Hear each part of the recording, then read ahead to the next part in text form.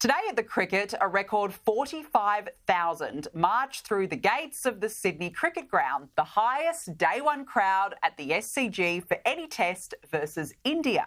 How good to see all that national pride on display, supporting our Aussies and cheering them on. And it's fair to say being an Australian clearly means something. And celebrating that pride together is so important. And that is why it is so baffling that the left are still desperately determined to keep the same old divisive narrative going and break that sense of pride. 3 days into the new year, the self-loathing has started. Perhaps it was wishful thinking to assume we would get to January and not hear about changing the date of Australia Day, and that the race and identity politics would finally be parked. But how naive of me. As I read this morning, historians have now recommended moving Australia Day away from January 26 to, quote, clear the deck. Well, hang on a second. Wasn't that deck cleared when we were forced to go to the polls in the middle of a cost of living crisis to vote on the Voice referendum? How many more decks are there to clear before the wish of the majority is accepted? CQ University historian Dr. Benjamin Jones suggested a new date might be the only way to resolve the clash. He said, quote, I think most people agree there should be a day to celebrate the good things about life in Australia. That's something most Indigenous and non-Indigenous Australians can get behind. And also it should be a day that largely brings people together. I think some supporters of January 26 would concede that it is not a day that unites us, at least not as much as it did. Well, let's be clear. The arrival of British settlers happened. That part of history will forever remain. It can't be changed. But that was also the official birth date of modern Australia. And so to say this is not a day that unites us is farcical. It happened. The hysteria is the problem here.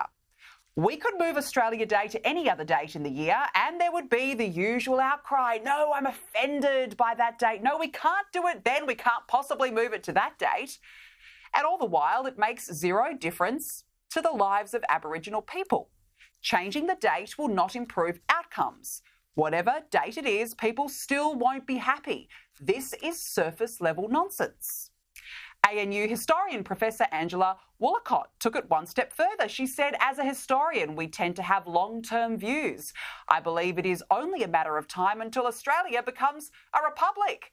And I think that is when we will have a very clear day to be proud of. She went on to say, when Australia becomes a republic, the date that takes effect will be a very obvious Australia Day when everyone could feel united around that moment of national maturation. The debate around January 26 will go on forever, and the only way to just clear the deck is to have a new date to feel good about the country. The left always need to feel good about something, don't they? I mean, the desperate attempts to tie themselves in knots of guilt to feel better about themselves must be truly exhausting. And to say the debate will go on forever, The Voice gave us the answer to that. The debate is over.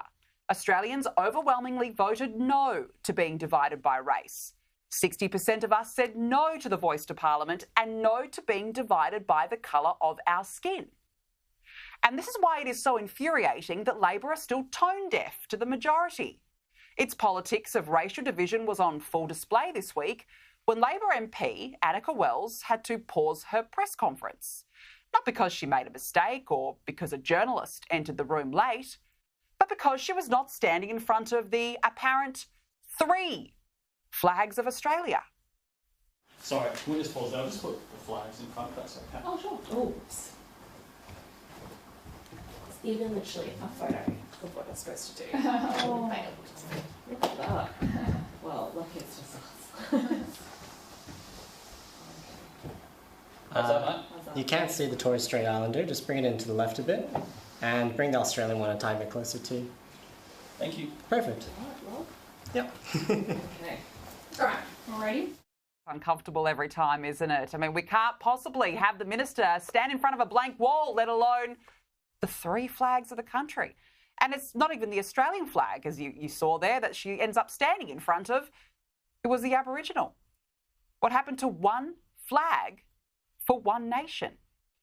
Over in Victoria, Melbourne's annual Australia Day parade won't be returning because January 26 means different things to different people. And on this day, we encourage conversation and reflection on the different meanings of the day for all Victorians. Why should Labor try and destroy our National Day for a bunch of activists? Because it's actually destroying the very fibres that make this country great too. And if you really want to know what Labor truly thinks of our National Day, have a listen to this. I was a councillor about 15 years ago in outer suburban Melbourne, and even back then, Australia Day was evolving. And since that time, Australia Day has evolved further. And it is fair to say that it has become somewhat controversial in parts of our community. And I think we're in an interesting transition at the moment with Australia Day. Labor still has not quite yet grasped that playing the race card is going to get you nowhere with Australians who are fed up and tired of being placed into categories. And this is even more crucial than ever. Under a Labor government, which has brought in a record number of migrants since it took office, many of whom coming from cultures with values that are so different to our own and who don't respect our culture. We have hate preachers celebrating the October 7 massacre, flags of terror groups being waved so brazenly in our streets, and even a synagogue was firebombed. Meanwhile, more than 100 councils around the country won't hold Australia Day citizenship ceremonies on January 26 in case they are labelled racist and offensive. They are so ashamed of who we are as a country. Labor and the left, as I said, are tone deaf to the will of the people. Woke companies like Woolworths have now backflipped on their Australia Day merchandise ban. The Australian Venues Co reversed its ban within a day of trying to ban January 26 celebrations at its pubs. What's the old saying? Go woke, go broke. And this is the big test now for Labor. We are not racist for loving this country. We are not racist for being proud Australians. When will we say the debate has been done? The people have spoken. And on January 26, I look forward to celebrating the best country on earth. I feel lucky and proud to be an Australian, and I hope you do too.